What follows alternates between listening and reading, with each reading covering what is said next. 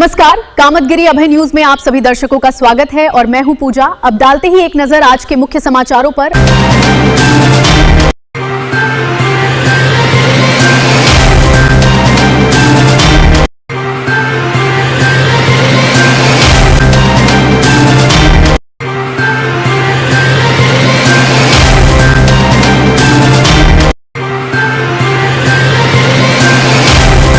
मिलते हैं छोटे से ब्रेक के बाद और आप देखते रहिए Abhay TV. Shriji international public school हमारी संस्था CBSE से मान्यता प्राप्त है, जहां विशाल भव्य भवन में प्ले ग्रुप से इंटरमीडिएट की शिक्षा कुशल अध्यापक अध्यापिकाओं द्वारा दी जाती है।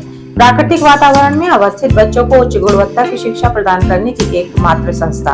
हमारे यहाँ इंटरमीडिएट कक्षाओं में भौतिक विज्ञान, रसायन विज्ञान और जीव विज्ञान की आधुनिक तकनीक से सुसज्जित प्रयोगशालाएं, कंप्यूटर लैब, शानदार पुस्तकालय, बच्चों के खेलकूद के लिए विशाल मैदान है, जहां बच्चों के मनोरंजन हेतु सभी प्रकार के झूले, स्लाइडिंग आदि की भव्य व्यवस्था है।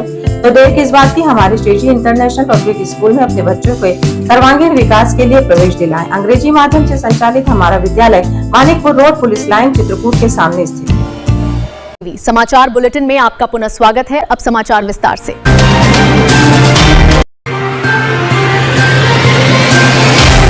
इस वक्त की बड़ी खबर उत्तर प्रदेश के चित्रकूट से आ रही है, जहां 12,460 शिक्षक भर्ती को लेकर एक बार फिर बड़ा विवाद खड़ा हो गया है। सालों से अपनी नौकरी का इंतजार कर रहे पात्र अभ्यर्थियों ने अब सीधे बेसिक शिक्षा परिषद के खिलाफ मोर्चा खोल दिया है। आरोप बेहद गंभीर हैं। आरोप हैं पारदर्शिता के नाम पर गुपचुप तरीके से अपात्रों को फायदा पहुंचाने के मामले। राम जिलाधिकारी कार्यालय हम जो 12,460 शिक्षक भर्ती जो काउंसिलिंग के जो है संबंध में आए हैं, माननीय सुप्रीम कोर्ट के आदेशानुसार उनके अनुपालन में सचिव बेसिक शिक्षा परिषद द्वारा जो सूची भेजी गई है, उस सूची के अनुसार जो है हम लोग की 17 जून को काउंसलिंग हो चुकी है। लेकिन 18 जून कल 18 जून को जो है अपात्र अभ्यर्थियों की जो है काउंसलिंग कराई गई है। मामला है साल 2016 से चली आ रही 12,460 शिक्षक भर्ती का, जो लंबे समय तक सर्वोच्च न्यायालय के चक्कर काटती रही। आखिरकार माननीय सर्वोच्च न्यायालय के आदेश के अनुपालन में इसी महीने यानी 17 जून 2026 को काउंसलिंग की प्रक्रिया शुरू की गई। सचिव शिक्षा परिषद द्वारा हर जिले के अधिकारियों को पात्रों की सूची भी भेजी गई थी। लेकिन ट्विस्ट यहाँ आता है, जो माननीय सुप्रीम कोर्ट और बेसिक शिक्षा परिषद सचिव का आदेशों का और हम लोग का हानित हो रहा है। पहली काउंसलिंग में आप लोग का हो चुका था क्या? जी नहीं, हमारा चयन नहीं हुआ, लेकिन पहली काउंसलिंग हम लोग कराया है। नहीं, जो काउंसलिंग हुई थी उसमें आपका चयन हुआ था कि नहीं? नहीं, पहले चयन नहीं हुआ था। जब हम लोग का जो है काउंसलिंग एक मिनट आप ना बोलिए। हमारा काउंसलिंग हुआ, हम लोग का जो चयन नहीं हुआ है और हमारे हितों का जो है प्रभावित हुआ, तो हम माननीय कोर्ट के सामने गए। अभ्यर्थियों का आरोप है कि ठीक अगले ही दिन यानी 18 जून को BSA कार्यालय के एक बाबू ने खेल कर दिया।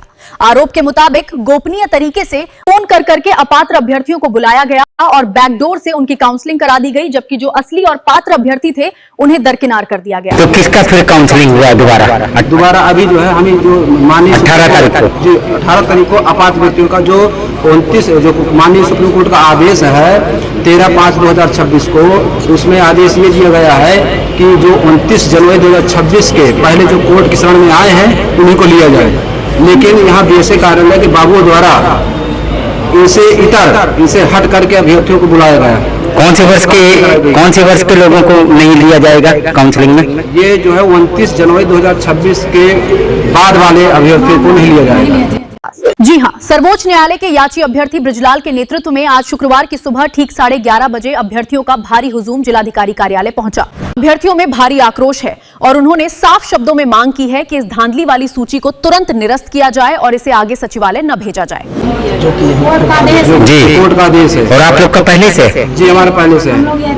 हम पहले से याची हैं। कितने प्रभावित हैं शिक्षक इससे? 19 लोग हैं जो माननीय सुप्रीम कोर्ट के उसमें।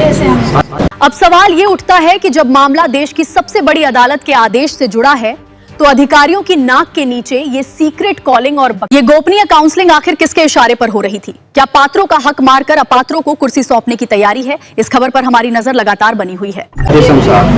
सूची में नाम हम और सचिव बेसिक शिक्षा परिषद की सूची में हम लोग का नाम दिया है। आखिर में डालते हैं एक नजर आज के मुख्य समाचारों पर।